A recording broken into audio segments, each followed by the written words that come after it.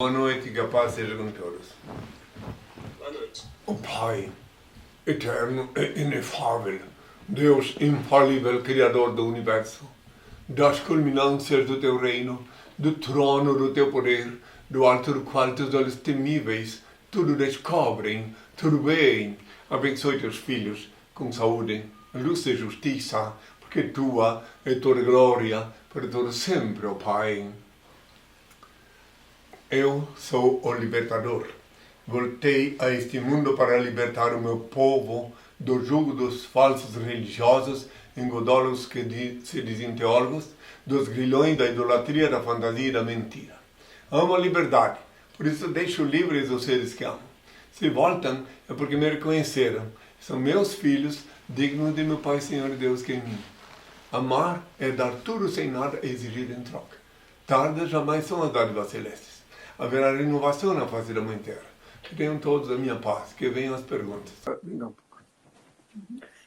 Henry, queria agradecer ao senhor por ter recebido essa entrevista. Já fazia um certo tempo que eu tinha curiosidade para entrevistar o senhor, saber um pouco mais dessa história.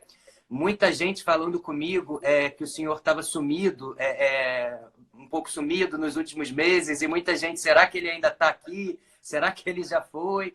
E aí muita gente me deu a ideia também de procurá-lo, entrevistá-lo, e eu fico muito curioso por fazer isso justamente porque é um momento que a gente está atravessando agora no mundo, essa pandemia.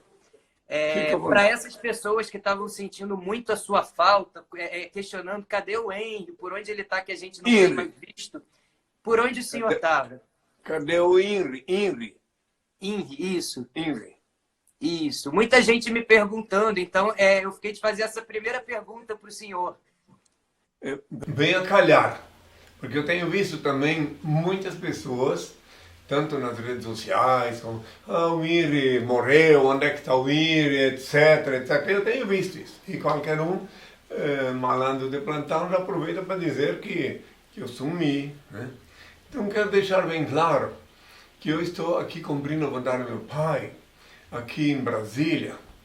Continuo todos os dias respondendo perguntas da internet, e todos os sábados às 11 horas da manhã eu falo ao vivo no henriquez.tv. O canal henriquez.tv vai para 10 anos que eu falo que eu vivo. Então é claro que não me veem mais nas televisões, participando de programas de debates, etc., porque o tempo é o aliado maior do Filho do Homem. Então, atualmente, eu estou aqui falando para os que querem me ouvir, sem ter que ouvir um cão latir, um porco grunhir, um jumento zurrar. Aqui eu estou falando diretamente para o povo, conforme está previsto sobre mim, que quando eu voltasse aqui na Terra, que todo olho me veria. E está aproximando-se o dia em que todo olho me verá, mas também está escrito no Apocalipse que meus cabelos estarão brancos da cor da neve. E como eu não nasci de cabelo branco, obviamente eu tenho que aguardar o tempo. Então fiquem todos muito à vontade, façam perguntas, deixar bem claro para os que me ouvem. Também me perguntaram, porque eu aparecia muito lá em São Paulo, no programa da Luciana, né? E claro, agora o tempo passou, são muitos anos. Vejam bem, eu estou aqui no Brasil, depois que eu voltei ao Brasil, faz mais de 40 anos que eu estou falando quem sou. Em 1982 eu fiz a Revolução em Belém do Pará, quem quiser pode ver na internet, está disponível toda a minha história, repleta de fotos do ato libertário de Belém do Pará. Então é só uma questão de dar uma clicadinha lá, henriquez.org.br e pronto. Aí pode ver tudo o que precisam saber sobre mim, então, inclusive do meu passado. Foi escrito um livro intitulado Despertador Explosivo, que está disponível na web gratuitamente. Primeiro volume e segundo volume. É só acessar, baixar e ver minha história toda de mais de 40 anos e compreender minha realidade. Então, foi oportuna a tua pergunta. Espero que tenha tido a ocasião de elucidar, né? Fique à vontade, tá, meu filho? Eu vou alternar umas perguntas minhas com as perguntas que eu peguei de algumas telespectadoras do meu programa que enviaram. Perfeitamente. Uma das perguntas que muita telespectadora me enviou, que eu vi que se repetiu bastante, elas ficaram muito curiosas para saber em que momento, nessa encarnação do Senhor, em que momento o Senhor entendeu quem o Senhor era? Se isso já veio na infância, se isso já veio um pouco mais tarde. Qual foi o momento que o Senhor entendeu essa missão aqui, né? Quem era de fato o Senhor? Perfeitamente. Veja bem, em primeiro lugar, reitero uma vez mais que os detalhes mais conclusivos podem encontrar no livro Despertador Explosivo, volume 1. Mas, agora, respondendo a tua pergunta, sim, para quem quiser saber detalhadamente, eu, desde minha infância, desde criança, eu sempre ouvi e obedeci uma voz poderosa que falava dentro da minha caixa craniana, na minha cabeça. Quando eu era menino, antes dos 8 anos, eu via umas coisas horrorosas que estão para acontecer ainda, no que concerne a eclosão nuclear. As paredes do quarto em que eu dormia se abriam de madrugada e eu via essas imagens horrorosas de pessoas rastejando em cima de seus próprios membros, os ruídos de dor, a agonia, etc. Mas é coisa para passar o restante da noite sem dormir. Então, assim fui na adolescência, fui vendo e sempre fiquem sabendo, uma única voz, a voz poderosa. Depois compreendi que era a voz poderosa do meu Senhor e meu Deus, do Criador Supremo. Daí depois, o tempo foi passando, eu fui à luta. Quando eu era adolescente, eu trabalhei de verdureiro, padeiro, entregador de alimentos. Enfim, eu comecei a luta muito cedo. Dos 8 anos em diante, eu comecei a trabalhar. Né? Isso é uma história comprida. Mas já que me fizeram essa pergunta, então, para que todos possam compreender, aí depois, em 1969, eu comecei a vida pública. Em 1966, eu recebi ordem dessa poderosa voz, que eu deveria começar a falar em público, e na rádio, etc. Mas eu fui fazendo uma espécie de preparação, eu fui moldado para uma preparação de 66 até 69. Em dificuldade para falar numa rádio, até que em 69, dia 20 de março de 69, eu entrei na Rádio Princesa de Francisco Beltrão, no oeste paranaense, e comecei a falar. E daí, o primeiro pronunciamento que eu fiz numa emissora de rádio custou-me a inimizade, a antipatia e a expulsão, a coação expulsiva daquela cidade. Porque eu falei uma única palavra, que eu podia ter falado a mesma coisa, mas de outra forma, daí ninguém ficava com ódio de mim. Mas como eu falei direto, como eu sou acostumado até hoje a falar direto, eu falei que os cristãos são contra a vontade do Criador no que concerne o determinismo das estrelas. Eu ainda acrescentei, esqueceram-se talvez que esse mesmo Criador, ao criar, disse que sirvam elas para sinais e tempos determinados. Daí reuniu-se Rotary, Lions, toda a sociedade contra mim, fui obrigado a sair da cidade. Mas note bem uma coisa, eu falava só sobre cosmologia, eu falava sempre de novo sobre essas coisas, e assim fui. Aí de Francisco Beltrão, eu fui para Capanema, isso lá no oeste paranense. Na Rádio Colmé de Capanema, lá eu consegui falar 3 dias seguidos. Porque lá, até chegar domingo. Quando chegou domingo, o Padreco recebeu um jornal de Francisco Beltrão e exibiu para todos os paroquianos. Olha só, cadê a enxada para quem vem aqui falar do futuro, etc. Aí o Padreco já botou a sociedade contra mim. Só estou dando um resumo, já que me fizeram essa pergunta. Daí eu rodei, até que em junho de 1969, na rádio Diário da Manhã de Lages. Lá eu consegui falar de verdade, sem ninguém me interromper. Lages é uma cidade, uma das maiores cidades de Santa Catarina. E daí para frente eu passei por centenas de rádios, falei em mais de 300 emissoras de rádio. Em 71, em Campo Grande, no Mato Grosso do Sul, passei para a televisão. E daí quando chegou em 79, eu recebi ordem.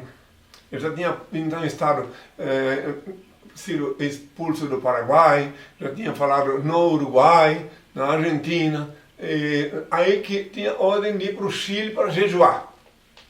E lá em Santiago do Chile eu jejuei em 79, e lá o Senhor se revelou para mim. Lá ele explicou por que tinha tantos contra mim, mostrou logo a seguir em Lucas 17, versículo 25 a 35, que eu seria rejeitado a priori por minha geração. Está lá escrito. Disse ainda o Senhor, mostrou lá para eu ver, que está escrito assim, ó, que primeiro será necessário que o Filho do Homem seja rejeitado por sua geração. E assim como foi nos tempos de Noé, assim será quando o Filho do Homem se manifestar. Está lá escrito. Pode ver, Lucas 17, versículo 25 a 35. Muito bem, daí eu descobri, fui vendo cada país que eu chegava. Fui expulso da Venezuela, aí da Venezuela, de Caracas, fui para o Rio de Janeiro, onde fiquei um bom tempo. Fiquei até fevereiro de 1980. Daí, em fevereiro de 80, eu vim para Brasília.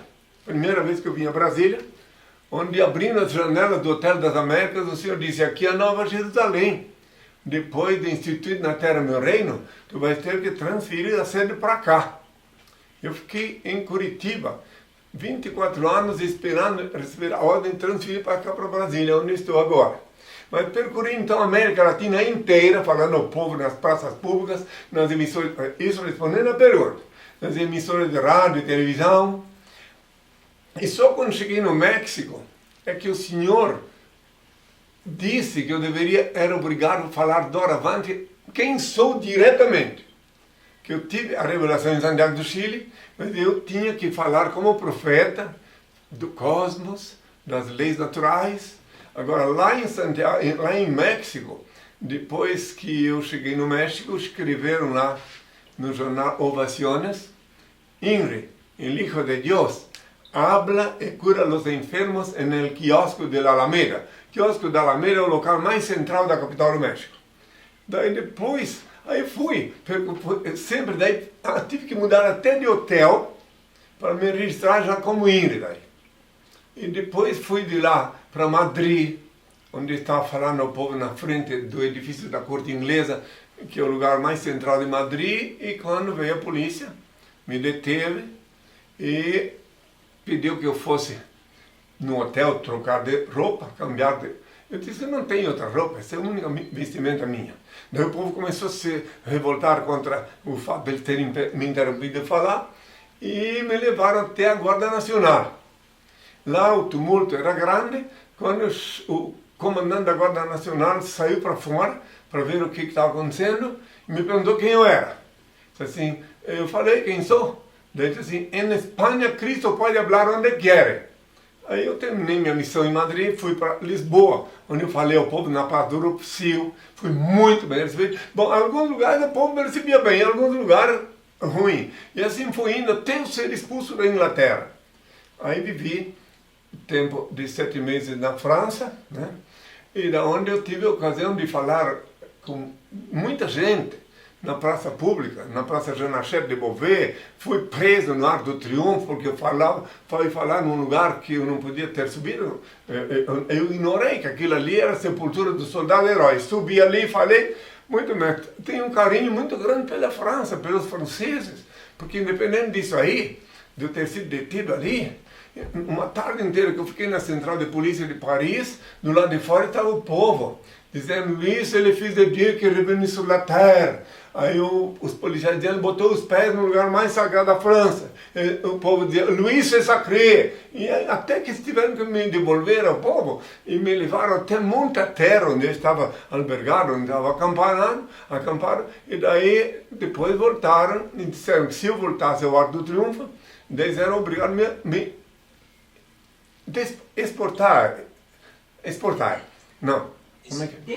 Deportar. Deportar. E daí fui convidado para falar na Grande École Polytechnique de Paris.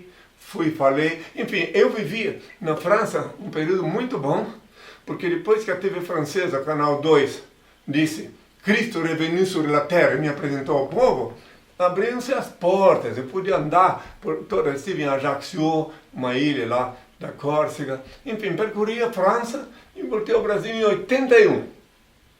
Só para responder essa pergunta, cheguei em Salvador em 81, dia 20 de março, e dia 22 de março completei 33 anos.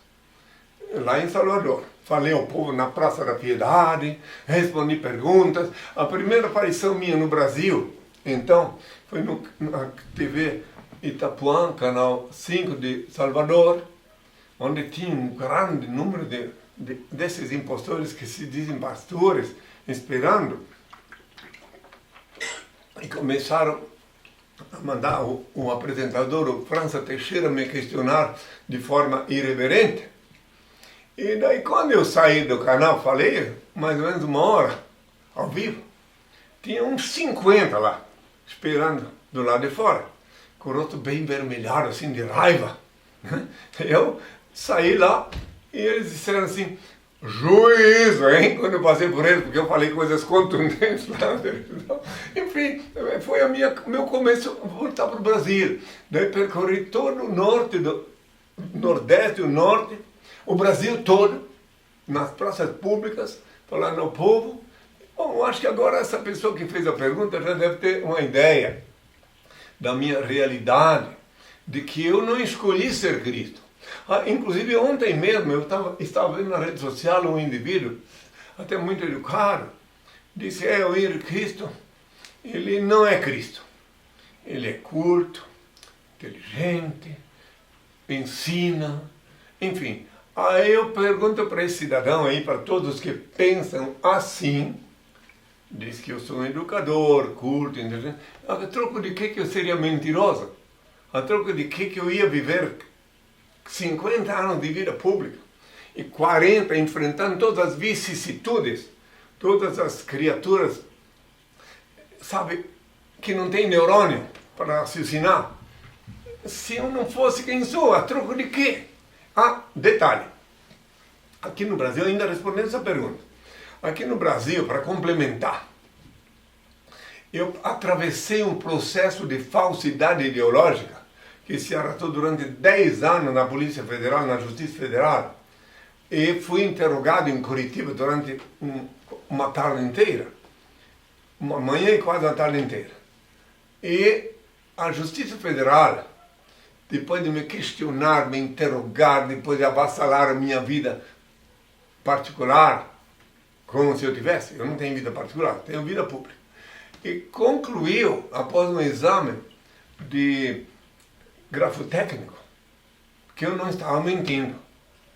E daí depois as autoridades judiciárias, que a quem compete ver essas coisas, reconheceram oficialmente no dia 24 de outubro do ano 2000, o meu direito de usar meu nome que paguei com meu sangue na cruz, INRI. Meu nome oficialmente é INRI Cristo nos documentos. Então agora cada um que pense o que quiser, né?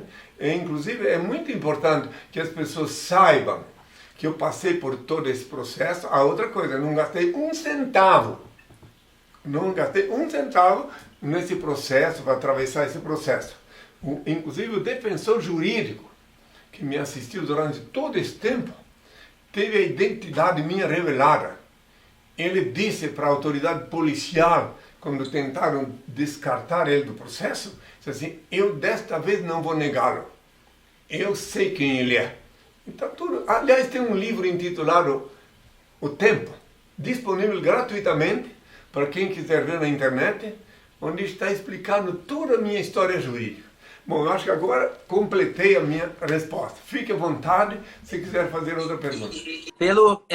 Por essa trajetória que o senhor está reportando agora para a gente, não foi uma coisa do dia para a noite, né? Foi uma vida inteira, o senhor passou por vários países. Lentamente. Eu acredito que assim como muita gente hoje, né, tem muitos problemas, é perseguido, por N motivos, eu acho que o senhor foi muito perseguido, mas perseguido demais, principalmente a partir ali dos 33 anos, né, quando o senhor se coloca dessa forma mais incisiva. Quando me apresentei. Isso. Como foi lidar nesse primeiro momento com tanta revolta, tanto ataque, muita gente fanática que de forma alguma iria aceitá-lo, justamente por ter no livro sagrado também passagens que falsos profetas viriam. Como o senhor fez naquele momento para não desistir dessa tua luta, dessa tua missão e saindo, fechando a pergunta, Deixa eu concluir, conselho... senão tu faz muita pergunta, eu não posso responder. Tem que ser direto. Hein? Não, é duas em uma. Como foi, nesse momento, ser tão perseguido? E qual ensinamento é melhor para o senhor dar para as pessoas que passam uma dificuldade dessa hoje? Como lidar com isso?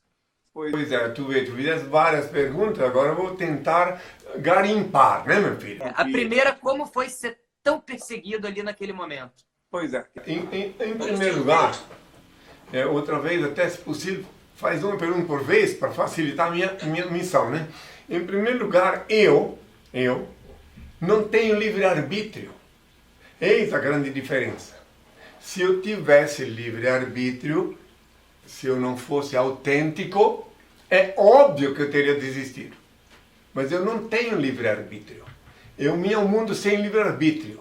Então, a minha condição, com o pequenino detalhe, que os que pensam que têm livre-arbítrio, eu tenho consciência que eu não tenho. E os que pensam que têm, devem rever muito os conceitos, rever muito se verdadeiramente eles têm livre-arbítrio. Porque eu tenho consciência que eu não tenho. Né?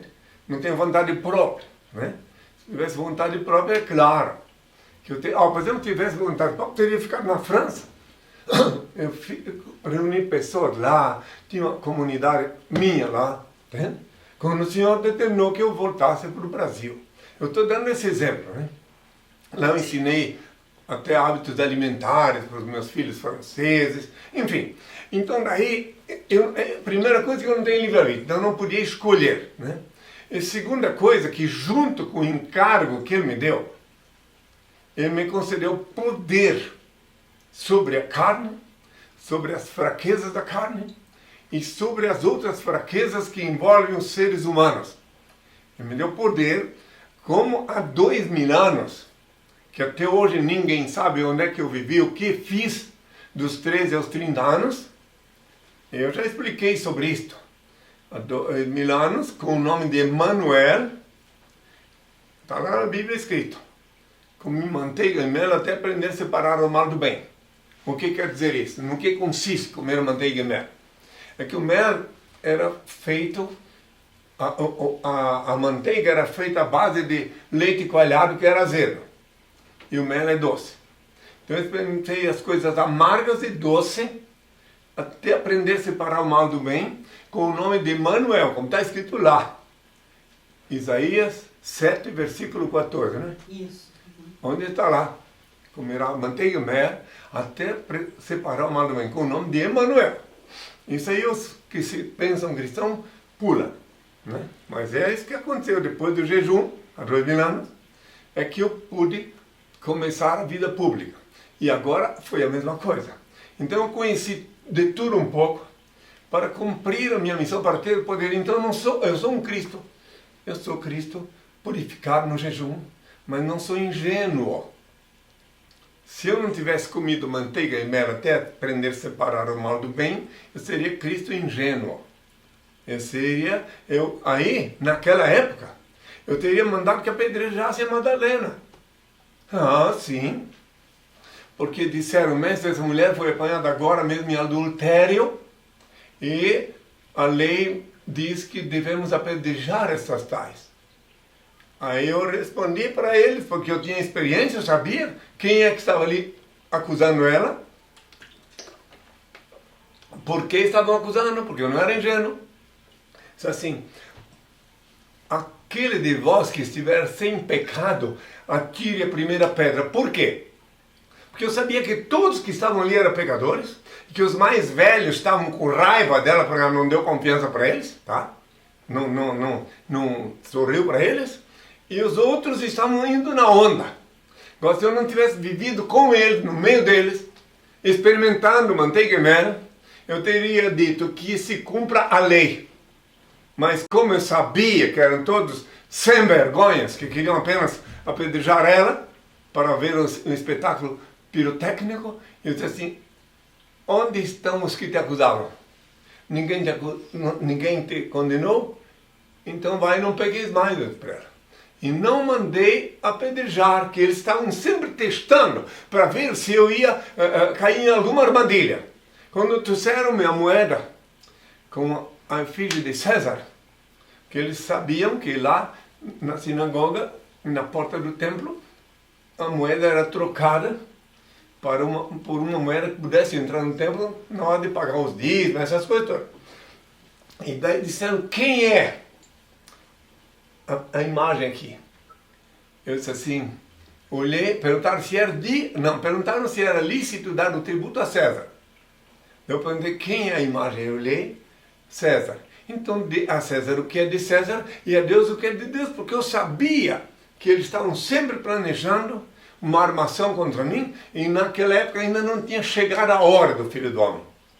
Outra coisa, as igrejas não mostram, não dizem que Maria, alguém pega a Bíblia para mostrar para eles aí, que Maria reuniu os filhos para me prender, alegando que eu estava louco. Isso as igrejas nunca falam, mas eu vou mostrar na Bíblia, tá? Para tu entender melhor daí. Isso aí tu nunca viu ninguém falar. Que Maria reuniu os filhos para me prender, porque diziam que eu estava louco.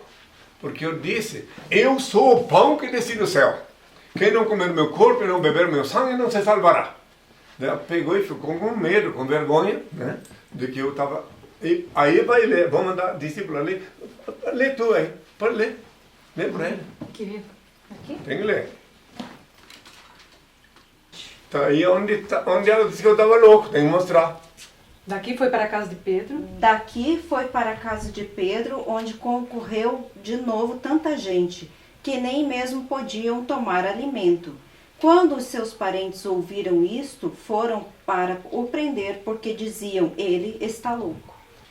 Os parentes de Jesus chegaram sua mãe e seus irmãos, e estando fora, mandaram-no chamar. Estava sentada à roda dele muita gente e disseram-lhe, eis que tua mãe e teus irmãos estão lá fora e procuram-te. Ele respondendo-lhes disse, quem é minha mãe e quem são meus irmãos? E olhando para os que estavam sentados à roda de si, disse, eis minha mãe e meus irmãos, porque o que fizer a vontade de Deus, esse é meu irmão, minha irmã e minha mãe. Então, agora que mostra para mim agora, vira para cá. Então, essa parte nunca em nenhuma igreja mostraram isso, entende? E quem quiser ver, deixa eu ver aqui.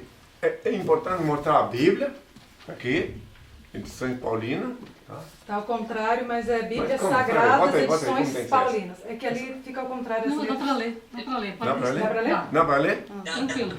Então, está ao contrário, então bota assim, vamos ver. Eu queria aproveitar essa informação que o senhor está dando agora para te perguntar como foi na tua infância, quando os teus pais, nessa encarnação, começaram a ver que você era diferente, né, do que uma pessoa normal. Você também sofreu essa rejeição pelos seus pais nessa vida ou você teve algum apoio familiar? Eles não tiveram chance de me rejeitar, porque a vida era dura, deles e minha. Meu pai me colocou num ambiente... E meu pai me colocou num ambiente familiar, meu pai, meu Senhor e meu Deus, em que ninguém tinha chance de pensar nessas coisas, e, além de que eram católicos, né, praticantes, né, só que eu fui logo cedo para a labuta, entende? Na labuta, eu fui para a labuta. No domingo, o William Tais, que era meu genitor, me levaram na missa, né? É domingo. E era necessário que assim fosse para que eu pudesse ver o comportamento da missa, dos padrecos. Então eu percebi que no início a missa era rezada em latim. Preste atenção nesse detalhe. Se tem avó, e quem estiver me ouvindo e tem avô ou avó, pergunte para ver se eu não estou falando a verdade. Quando chegar no domingo, né, então na missa, a princípio era rezar em latim. Então o padreco ficava de costas para o povo e falava do nosso bispo, aquelas palavras todas dele em latim. E as mães, quando um filho resmungasse alguma coisa, cala a boca, não vê que o padre está falando com Deus? Então era um silêncio total. Agora, quando mudou o disco, quando eles passaram a rezar em português, a missa, daí o povo começou a ver que era um monte de baboseira que ele falava. E intercalava algumas frases com pedido de dinheiro, de dízimo, de venda de sacramento. Daí começou a mudar tudo. Inclusive, para quem não conhece a história, pode escutar, que houve um arcebispo francês que ele se rebelou porque ele enxergou que a missa em latim o povo respeitava mais. Ele se rebelou. Ele inclusive manteve um monte de paróquias ainda, tanto na França como aqui na América do Sul, rezando em latim, para não perder a clientela. Que daí procura imaginar, tu que és jovem, se tu fosse na missa e escutasse tua mãe dizer assim, olha, não, cala a boca, o padre está falando com Deus, de costas. Agora depois que tu visse que ele falava abobrinhas, tá? Daí tu não respeita mais. Foi o que aconteceu, que está acontecendo. Daí eles começaram a fazer umas coisas para manter a clientela, um movimento carismático, umas gritaria, umas coisas para manter sob efeito hipnótico, efeito de massificação, os que não se acordavam, os que ainda não acordavam. O restante fica por conta do tempo que a humanidade está se acordando, se despertando. Só para ter uma ideia disso que eu estou te falando ainda, para concluir, em São Paulo, na capital de São Paulo, tem um indivíduo, um padreco, que montou um enorme templo lá. Preste bem atenção, chega a ser hilário. Montou um enorme templo e que ele tem nesse enorme templo, ele é um morcego rosa. Eu chamo ele de morcego rosa porque ele fica chupando o sangue dos incautos, né? Ou seja, as economias. E daí ele montou um enorme templo lá em São Paulo. E agora que ele não pode, o povo não pode ir lá porque as leis da pandemia não permitem, sabe o que ele fez? Ele colocou uma foto em cada cadeira do templo, ele está se enganando assim mesmo agora, rezando para as fotos. Então são milhares de cadeiras, com milhares de fotos, e o babaca lá está rezando para as fotos, entende? Aleatoriamente, para tu ver o desespero deles em querer pegar de volta os clientes, os escravos, as vítimas. Aí cada um que pense o que quiser, medite, entende? Eu sou o libertador, reitero uma vez mais.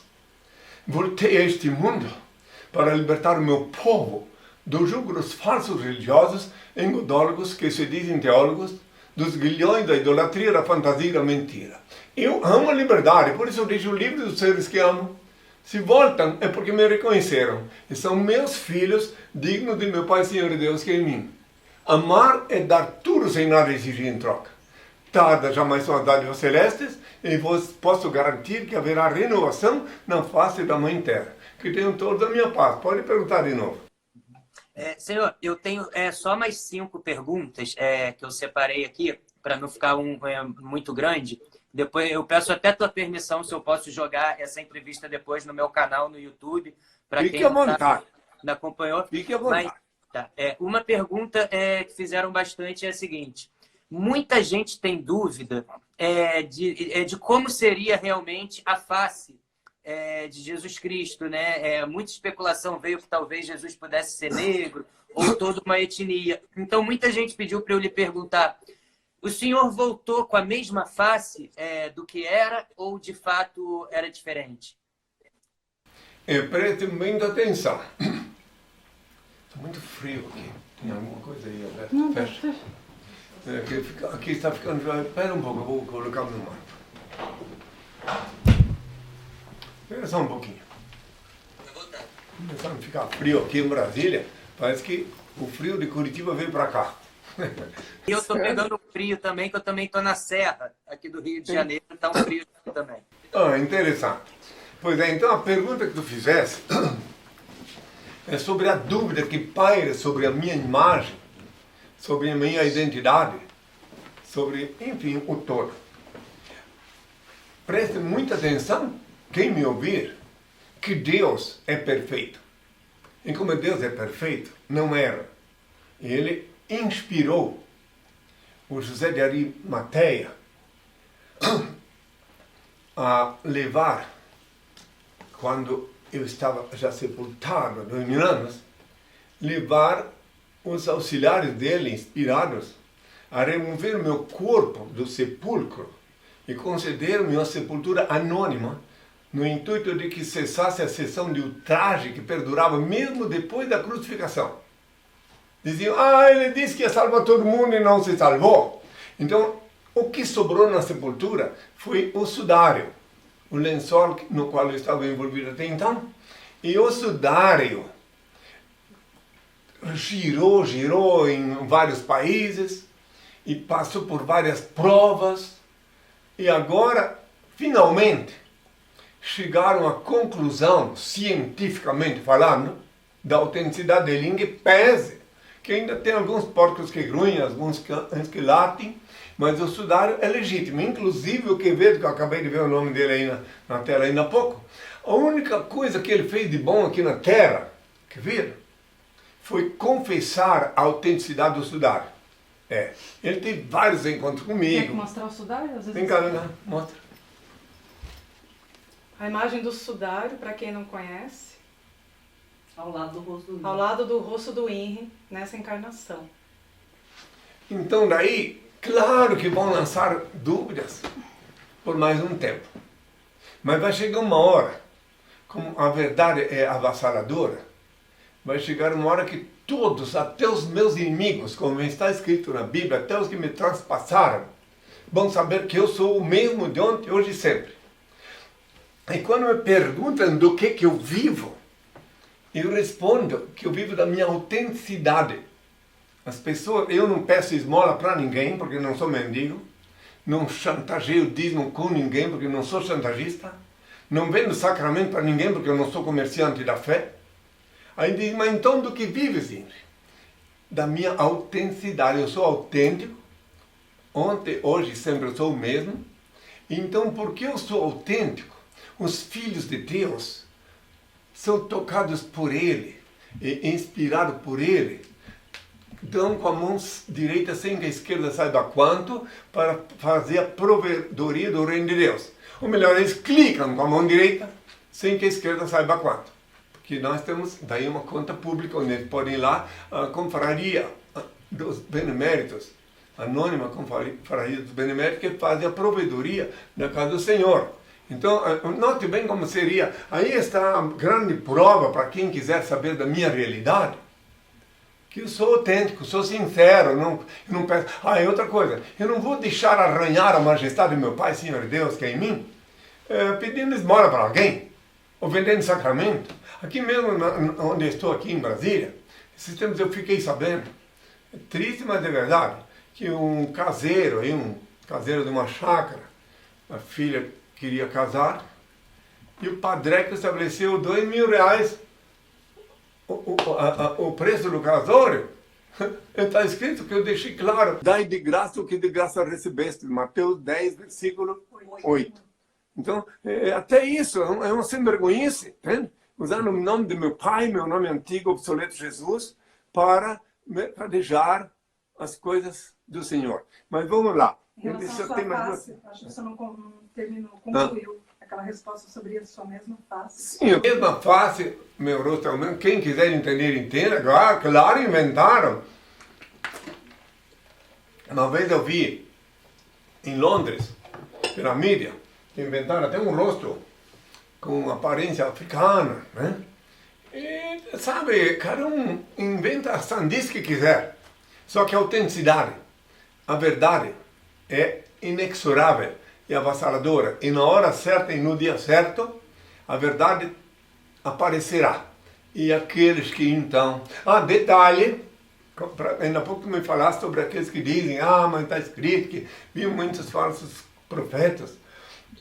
E efetivamente está escrito, em Mateus 24, versículos 5 e 24, orai e vigiai, que ninguém vos engane, porque muitos virão em meu nome, farão prodígios, enganarão muitos, até os elites, se possível, fosse. Sim, vier em meu nome antigo, obsoleto Jesus, está escrito em Mateus 24, versículo 5. Agora, eu nunca usei meu nome, esse é o nome, Jesus, nome obsoleto. Meu pai disse que eu tinha que me apresentar com o nome que eu paguei com meu sangue na cruz. INRI. INRI é o nome que eu paguei com meu sangue na cruz. E que está previsto em Apocalipse 3, versículo 12, que eu viria com um nome novo. Bem no final desse versículo está lá, meu novo nome. Então não tem como confundir. Agora, quem continua encabrestado, seguindo os falsos profetas, acreditando nessas coisas todas que eles falam, é porque não estão aptos a enxergar a verdade que salta aos olhos dos seres humanos que pensam. Queria, antes de me despedir, pedir ao Pai uma bênção para os que me ouvem, porque sempre tem alguns que precisam e querem a bênção. E deixar uma pequena mensagem final para que as pessoas possam se acordar, se conscientizar e começar uma nova vida. Que mais uma pergunta pode fazer? Eu queria fazer só mais duas perguntas, Henrique. Eu ouvi o senhor falando que vai chegar um dia em que todos vão ter essa verdade, né? Essa verdade vai ser revelada para todos, sem exceção. Mas o livro sagrado, me corrige se eu estiver falando alguma ignorância, fala do seu retorno, né? Que esse retorno agora já está posto, no caso aqui, com a sua presença. Até esse dia, essa revelação ser feita, nós ainda teremos mais uma volta do Senhor ou esse seu segundo momento, ele será suficiente aqui na Terra, digamos assim, até nós termos toda essa verdade posta? Ou o Senhor ainda pode voltar num terceiro momento? Isso pode acontecer? Olha, eu tenho que responder-te, sinceramente, né? Óbvio, mas com grande pesar, que eu terei que voltar sim, daqui mais ou menos 1000 anos, porque meu pai me deixou claro que depois daqui 1000 anos, aqui na Terra o tempo conta, calendário, relógio, lá onde ele reina absoluto o tempo não conta. Mas ele diz que vai chegar um momento depois da hecatombe nuclear, que vão ficar 1000 anos, que os herdeiros da Terra vão se organizar, conscientes da onipresença dele, de que ele é o único ser incriado, único eterno, único ser digno de adoração e veneração, onipresente, onipotente e onisciente, único Senhor do Universo. Depois eles vão começar a duvidar até de que eu estive aqui. Daí o Senhor diz que eu terei que voltar daqui uns 1000 anos. Eu digo, lamentavelmente, que eu preferia que eles não se esquecessem, né?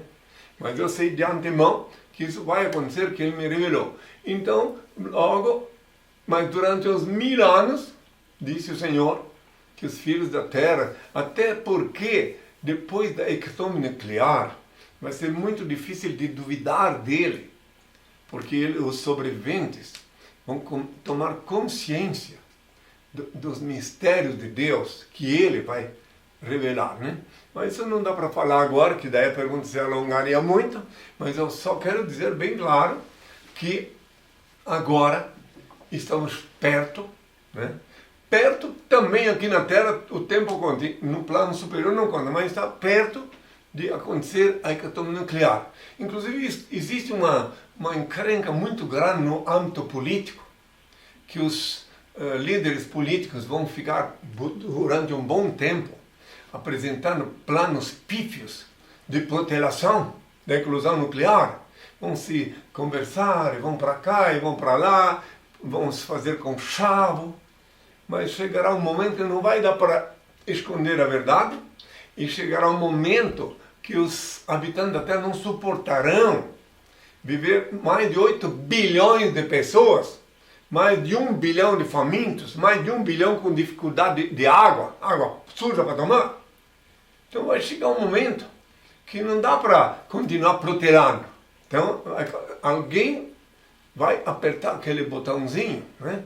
E isso é inevitável. Isso já faz mais de 40 anos que eu falo ao mundo, com grande pesar. Mas eu deixei bem claro como será. Eu disse ainda, hein? Eu disse que os homens, fazendo mal uso do livre-arbítrio, construíram armas destrutivas, violaram as sagradas leis de Deus e esqueceram-se também dos santos mandamentos. Semearam dessa forma, através de atos e pensamentos, catástrofes e terremotos, que, acompanhados da hecatombe nuclear, culminará com o fim desse mundo caótico. Menos de 1 milhão de pessoas restarão vivas na Terra. Haverá muitos mutilados que suplicarão a morte e esta, a princípio, não lhes ouvirá. Deus, nosso Pai, único ser incriado, único eterno, único ser digno de adoração e veneração, onipresente, onisciente e onipotente, será glorificado durante os próximos 1000 anos. Que eu falei já em 2 continentes e agora falo ao mundo. Aí os que sobrarem vão começar uma nova vida, uma vida diferente. Haverá muita mudança na face da Mãe Terra. Haverá relações amorosas entre os seres humanos, em vez de essa coisa que está hoje em dia. Bom, eu não vou me alongar mais, que nem todo mundo está preparado para ouvir a verdade. Mas a verdade é avassaladora. Tu disseste que tinha mais uma pergunta a fazer? Tem a última agora para a gente encerrar. Fica. Porque eu quero fazer essa última pergunta e pedir para que o senhor deixe uma mensagem para as pessoas frente a essa pandemia que a gente está passando. A minha última pergunta é a seguinte, senhor. Eu estou vendo uma bandeira do Brasil aí atrás, né? E uma coisa que a gente escuta muito, né? É que talvez Deus seja brasileiro. Faz sentido? Deus é universal. Ele é universal. Ele habita os corações de todos os terráqueos. Deus é onipresente na condição de onipresente. Ele está presente, inclusive nas galáxias, nas vias lácteas, nas galáxias, nas estrelas, nos planetas. Agora, o Filho dele reencarnou no Brasil. Eu tenho consciência universal, mas reencarnei numa pequena aldeia no interior de Santa Catarina, chamada Indaial. Então, ele é universal. E eu reencarnei aqui, que estava previsto sobre isso também, que eu ia aparecer no Novo Mundo. E aqui é o Novo Mundo.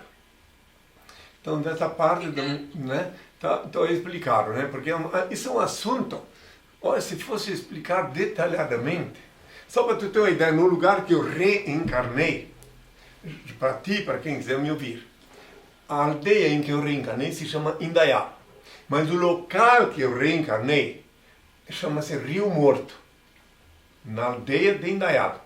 Então já ali nas primeiras sílabas do lugar onde eu reencarnei tem meu nome. Rio, Ri, In, de Indaial, e Ri, de Rio. In, Ri. Olha só, assim, até isso ele providenciou, não é por causa disso que eu estou com esse nome. Mas veja bem que até nisso ele foi providencial. Entende? E nasci no mato, eu sou um aldeão, né? Tinha que nascer num lugar bem no meio da natureza, bem, para compreender certas coisas desde o nascedouro, né?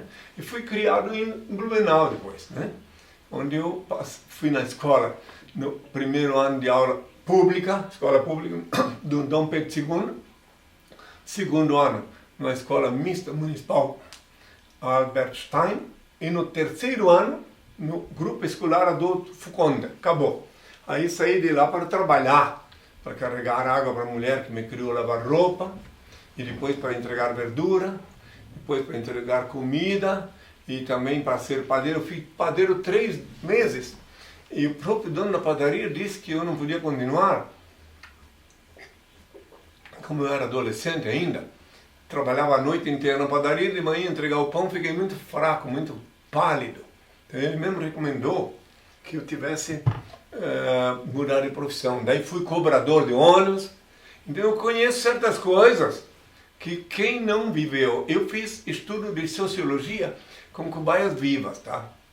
Eu conheço as favelas, dormi na favela do Rio de Janeiro, na Bahia, não porque eu queria, e sim porque Deus me disse que eu tinha, meu pai me disse que eu tinha que conhecer como é que é a vida lá, entende? Porque não se pode estudar sociologia só em livro, tem que estudar com cobaias vivas, e foi isso que ele me impôs, o Senhor. Bem, então agora acho que já respondi essa pergunta, eu vou pedir ao Pai a bênção. Você Né? não quer falar exortação ao amor? Ele queria falar do amor? Você não quer Isso, falar do então amor? vou falar, finalizar. E um dia ele vem visitar o senhor. Convidar-me para me visitar. Depois da sessão. Eu disse para que acabei de falar que eu posso passar a minha última mensagem, né?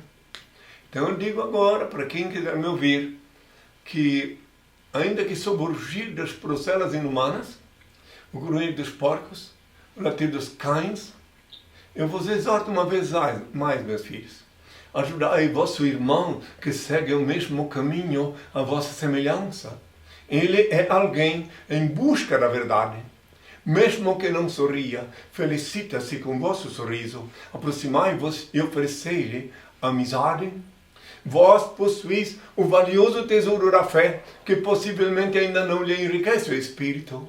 Vencei a antipatia que possa inspirar um primeiro encontro e aproximai-vos mais. Não vos impressioneis negativamente. Estes corações aguardam alguém. Despertai-os, estas almas necessitam de auxílio. Socorrei-as, não vos detenhais nas aparências. Há muitas enfermidades disfarçadas em tecidos caros. Não vos importeis se menosprezam vossa generosidade fraterna. Talvez estejam estes atormentados espirituais em busca de alguém que os esclareça e trate. Não vos arrependais se não vos recebem. Na tormenta em que se demoram, certamente se desacostumaram a crer na manifestação da ternura alheia. Insisti discretamente. Toda alma requer compreensão e carinho. Se vós não vos sentis inspirados pelo Criador e tiverdes tomando sobre vós o encargo que não vos foi confiado, a transcendental genialidade vos mostrará a grande luz da verdade. Passareis a receber então a excelsa inspiração do Pai. Seja qual for o resultado de vossa tentativa, vale. Experimentai novamente. Ajudai outrem, colocai ao alcance dos outros a fonte generosa da amizade, oferecendo-lhes as águas cantantes do amor fraternal. O verdadeiro amor surge na urna da amizade honesta, como joia preciosa da verdadeira afeição. Amor é luz no caminho, clareai vossa estrada, todos vós havereis de reconhecer que a terra é a mãe purificadora no sofrimento, que pacientemente espera seus filhos queridos para o encontro místico da renovação. Utilizai assim o magnetismo do amor para apresentar a todos o amigo sublime que mesmo neste século de corações duros continua buscando almas para o meu reino de luz. Agora eu vou pedir ao Pai a bênção e marco um encontro com todos vós no sábado às 11 horas da manhã no canal Henriquito.tv, ao vivo. Eu vou pedir ao Pai a bênção. O Pai eterno e inefável, Deus infalível, Criador do Universo, das culminâncias do teu reino, do trono do teu poder, do alto do qual teus olhos temíveis tudo descobrem, tudo veem. Abençoe teus filhos com saúde, luz e justiça, porque tua é toda glória para todo sempre, ó Pai. Que a paz seja com todos meus filhos. Até sábado às 11 horas, Henriquito.tv. Até sempre. Amém. Obrigado, hein? Obrigado, Henrique. Leia o livro Despertador Explosivo, volumes 1 e 2. Conheça a história real e os transcendentais ensinamentos de Henrique Cristo. Este livro desperta as consciências, explode as viseiras e os dogmáticos cadeados do raciocínio. Ele é um mudo que fala, um cego que guia, um surdo que responde, um morto que vive e ensina a viver. O livro Despertador Explosivo é a chave do Reino de Deus. Está disponível para download graciosamente em nossos sites oficiais, henricristo.org.br ou henricristo.net. Acesse Henricristo, todo olho verá.